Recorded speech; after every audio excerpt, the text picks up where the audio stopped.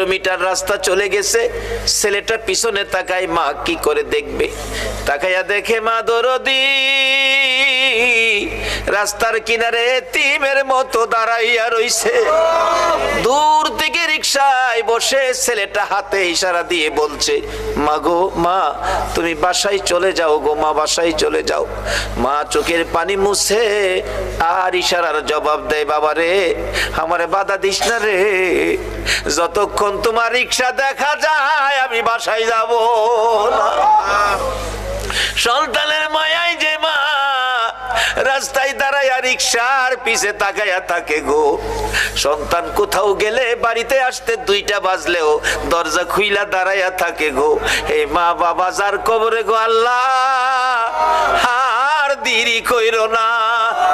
এই মুহূর্তে ওই সকল মা বাবার কবর গুলো জান্নাতের বাগান বানাইয়া দাও।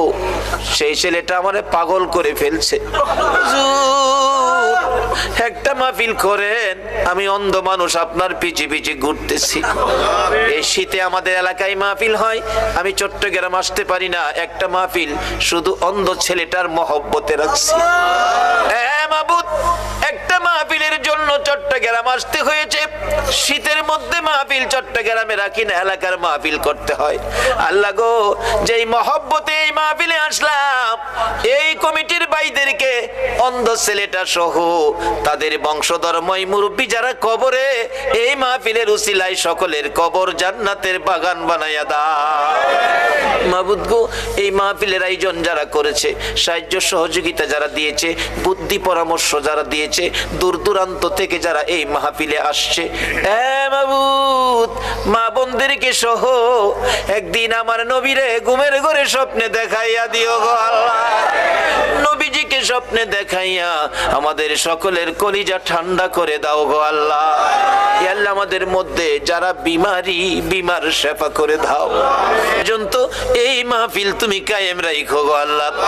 এই মাহফিলে যারা আসবে, সাহায্য সহযোগিতা করেছে, করবে, সকলকে তুমি কাল কিয়ামতে নবীর গুদারায় উঠাইয়া ফুল সিরাতের ফুল পার করে দিও গো আল্লাহ।